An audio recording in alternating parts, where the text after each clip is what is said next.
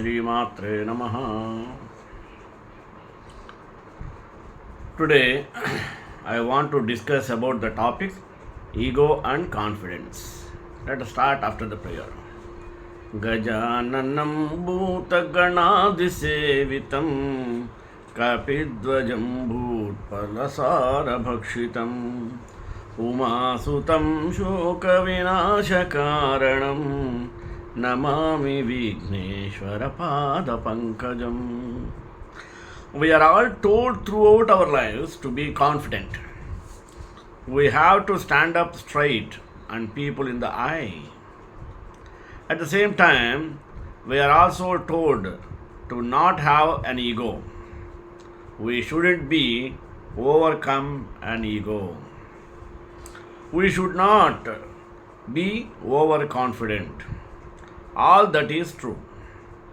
We need to be confident and maintain high self-esteem, but we can't wander into the territory marked ego. Having high self-esteem and being confident can amplify your success. When you believe in what you are saying, others believe you as well.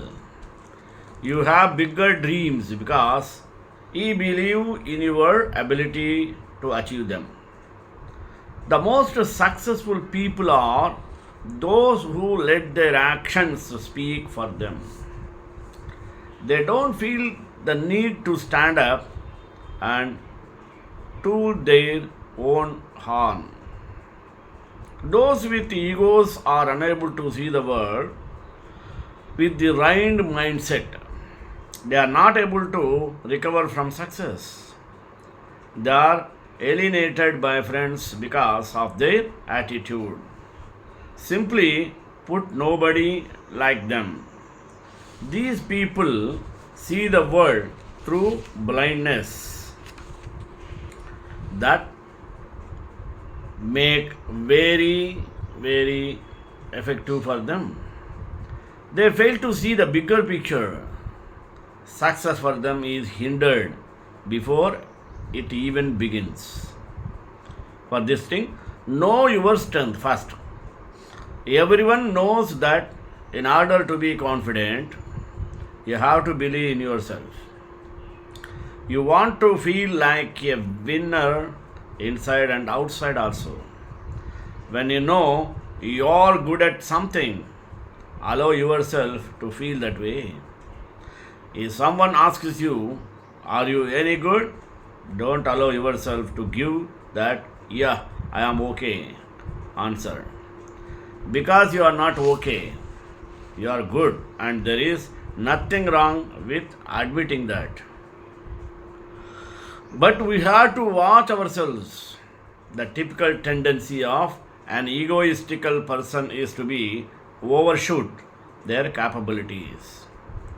If I had never heard of a front axle before, I am not going to go fix the wheels on my ear.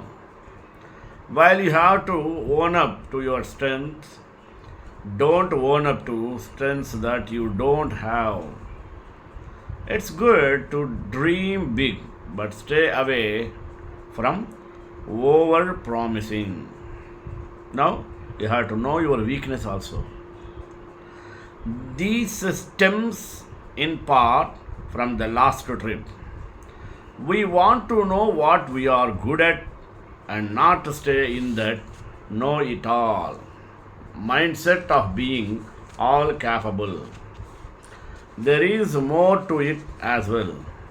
With an ego, whenever someone receives feedback on weakness, they brush it off. Typically, they make up an excuse, maybe about how the other person does not understand or how it's not their fault. Regardless, internalize that feedback. Try your best to work on it. Don't let laziness or attitude stop your path to success. When you know what your weaknesses are, your confidence improves as well. After all, once you catch the monster, all you have to do is kill it. Confident people are able to accept their failures or flaws. They don't accept they don't have an all-consuming need to appear perfect. With this in mind, they are in the right mindset to work on this. They can get past the obstacles that stand in their path to success. Don't seek validation. We all know what it means to fish for compliments. And we have definitely all either seen or done it before. It feels good when people tell you good things about yourself. However, there is a difference between receiving a compliment and looking for one. A big step towards confidence is receiving these compliments a new way. When someone is confident, they don't need validation from others. We don't need others' affirmations to feel good. We know we are good enough not to constantly brag about ourselves. On the other hand, holding an ego has the opposite effect. Most people would think that someone with ego has relentless trust in themselves and does not need to hear validation from others. This couldn't be farther from the truth. Ego stems from a feeling of insecurity and lack of belief in yourself. When egoists don't receive others' validation, they look for the quickest way to jump ship. This is especially important when it comes to believing in yourself. Think of Michael Jordan, one of the most successful basket players in history. When he was a kid, his teammates and coaches told him that he was too short to be a basketball player. They told him that he would never make it. He never make it. He kept going because he had faith that he could do it anyway. Look where he is now. It's about learning, not winning. How? How do you feel when you lose?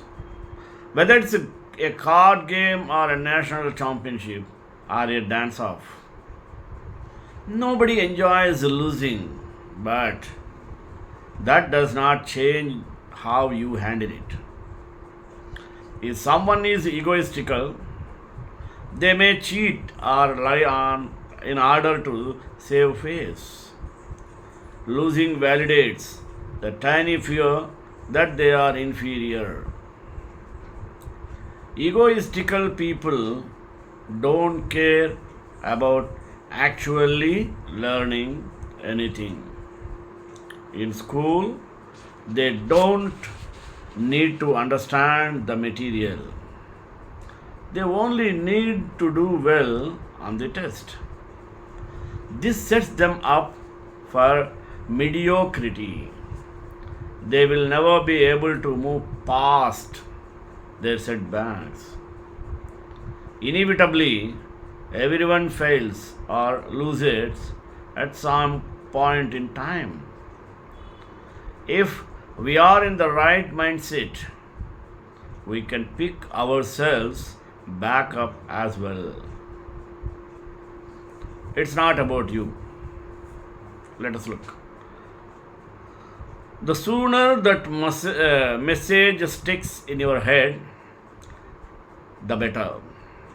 Egoistical people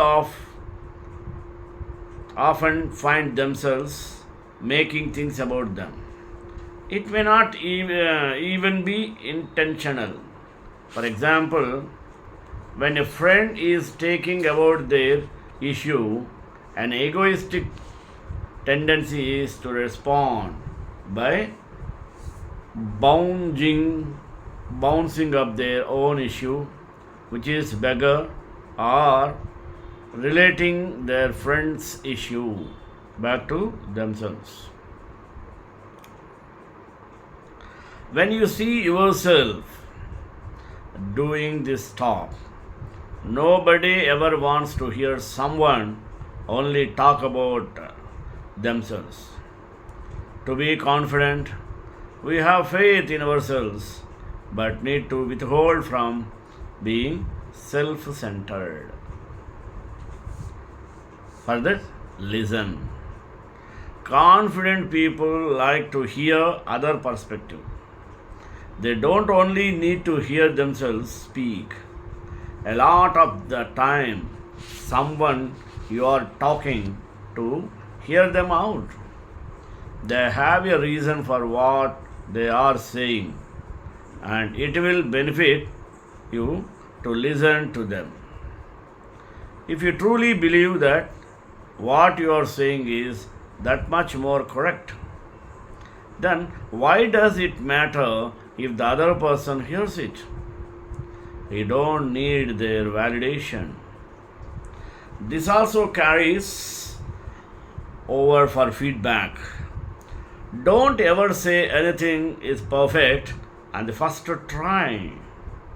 If someone gives you feedback, listen to what they are saying and absorb every part of it. Don't tune them out because they are wrong. We all need to open our mind, eyes, and ears every once in a while. Here are 4 ways to encourage confidence and at the same time control ego. How? Look for ways to be humble.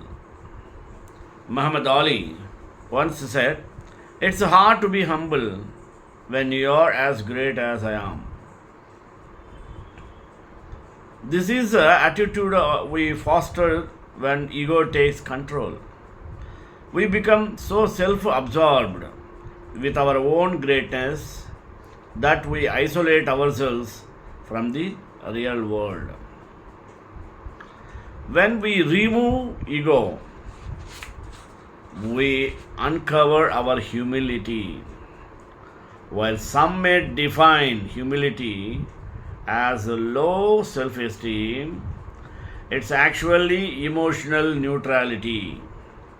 It's an attitude, emotional, where we don't need to put ourselves above others, but we don't put ourselves below them.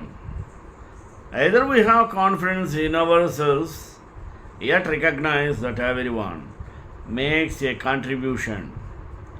Humility allows us to behave and react from a sense of purpose, not our emotions. I don't need to live up to your expectations, and you don't need to live up to mine. When I value my own sense of self worth, it's very easy to have confidence in myself and appreciate others. In this way, the obstacles is the way. Rion Holiday writes that when we remove ego, we are left with what's real, a humble sense of who and what we are. Ego is always fragile and artificial, but earned confidence will endure because it has heft and value. 2. How to make it work for you. When you are tempted to offer unsolicited advice to others, offer a better solution, or feel compelled to demonstrate how smart you are, take a moment to be humble. Remind yourself that humility is a matter of self esteem. The greater your sense of self worth, the easier it is to encourage others. Fourth one, connect with a higher purpose than just yourself. Often it's our ego, and that gets us out the door and into our first job. We want to save the world, or at least our piece of it. It's all we need at first, but if our mission is not connected to things that produce value and meaning for us, we will run out of gas somewhere in middle age. That's when the cycle repeats itself as young, hungry, and ambitious whipper snappers start nip at our heels. We can only stay on the merry-go-round for so long if ego is all that sustains us. Our ego takes a hit if we are not tethered to something that connects us to purpose higher than ourselves. It's no wonder we find success to be cold and empty. No wonder we lose the energy that once propelled us. Steve Jobs told the graduating class at Stanford in 2004, "Your time is limited, so don't waste it living someone else's life. Don't be trapped by dogma, which is living with the results of other people's thinking. Don't let the noise of others' opinions drown out your own inner voice." We find it difficult to answer these questions because success and ego pull our attention in other directions. Ego tells us that meaning comes from our accomplishments and power over others, and that material things will bring us fulfillment. Confidence springs from a clear understanding that we use our talents, skills, and abilities in ways that truly do bring us satisfaction. Now, another question: how to make it work for you?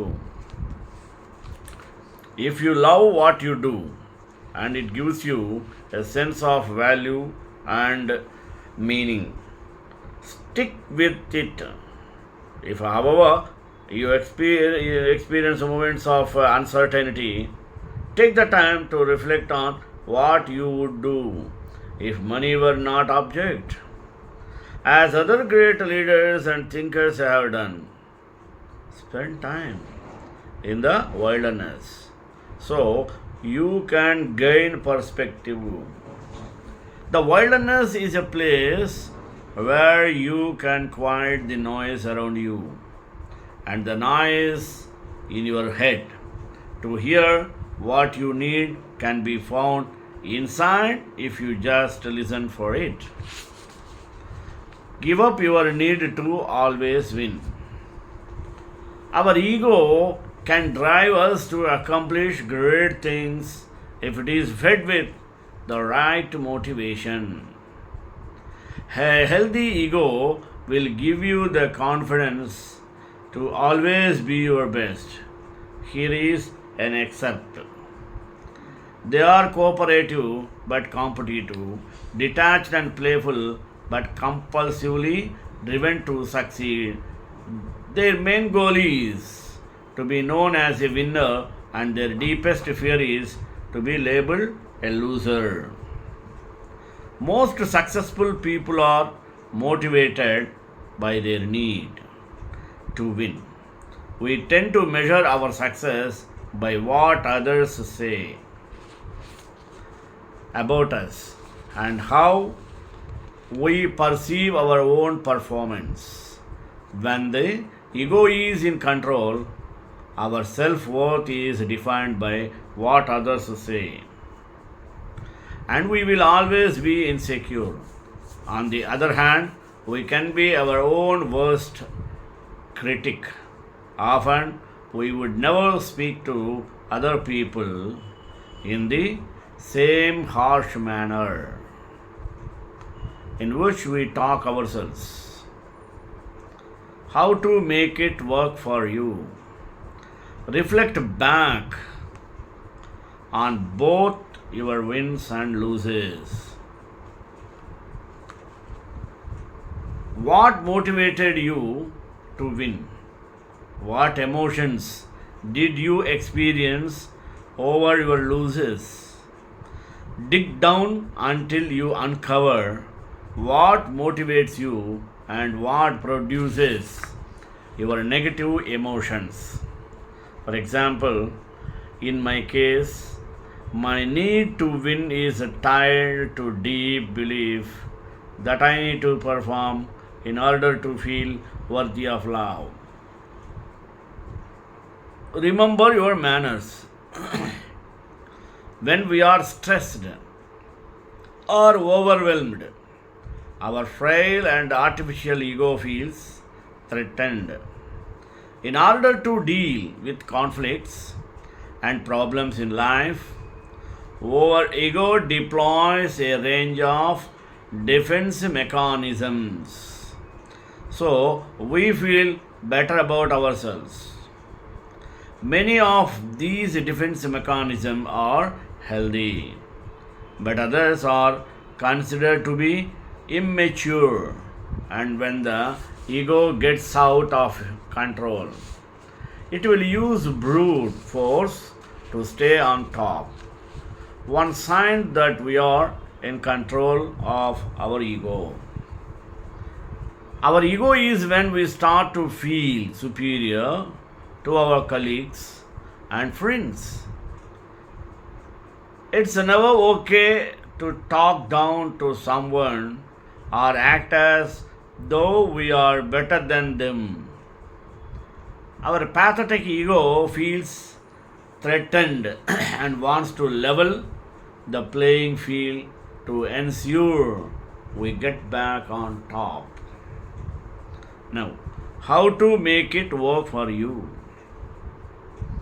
When you find your ego out of control, remember your manners. Don't succumb to an egoistic response. Instead, be polite. When you use good manners, you put the brakes on a tendency to care only about yourself. Politeness is an effective mindfulness trigger that helps your ego feel concern for the other person. On the contrary, the egoist has more faith in those qualities whose existence is immediate, such as his physical body, building and beauty, his wealth and economic ability are accustomed. The egoist starts to feel that there is no one like him in this world. Only he who is the best and heaviest of all. This is the difference between the two. Being confident means having deep confidence in oneself, unwavering faith, unshakable loyalty, and not being discouraged and frustrated under any circumstances. Confidence is a positive quality, positive thinking, and when it comes into practice, is defined as decency, humility, and superiority. Both ends of it move towards positiveness. Nowhere negativity enters it. Self confidence does not depend on any other, but he only trusts himself and God. If others are to be trusted, they do not know at which point, at which particular moment they live together, and all the work is left incomplete, or it can be finished in the middle. But when we believe in ourselves, such an unpleasant situation is never possible. Those who trust in themselves, believe in themselves, they are able to do anything. They do nothing that they find impossible. They doubt in doing it. Nothing is impossible for them because their faith is 100% on themselves. They do not move ahead in the trust of others.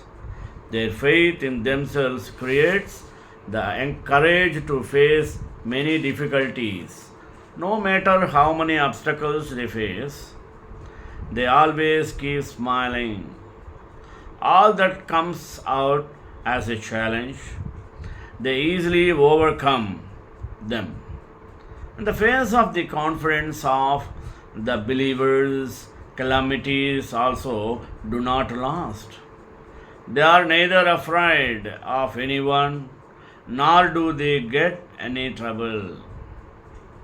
They stand like a mountain, adamant and unwavering in front of their courage and passion. Even the challenges and difficulties feel afraid.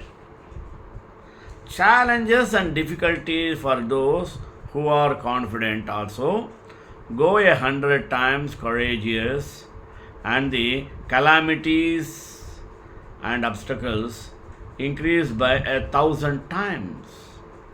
As gold is poured into the fire, its brightness increases and its value increases. The weak are dominated by their ego. The wise dominate their ego, and the intelligent are in a constant struggle against their ego. In the same way, for a believer in himself, such countless obstacles come to enhance him, to increase his courage, to increase his power. He is not afraid of them, but is more willing to face them fearlessly. His goal is to always move forward for victory and achieve his desired destination. If somehow he has to stop or retreat for a while, then in such a situation, after resting for a moment with renewed vigor in himself, he again goes in the same direction of struggle with full courage. Finally, winning or losing never has any value for the believer. Therefore, he never loses even after losing. Losing or imagining defeat is done only by those who do not believe in themselves. No good can ever be lost, and when he wins or achieves success, he considers it a divine grant and gives all the credit for success to the Almighty God.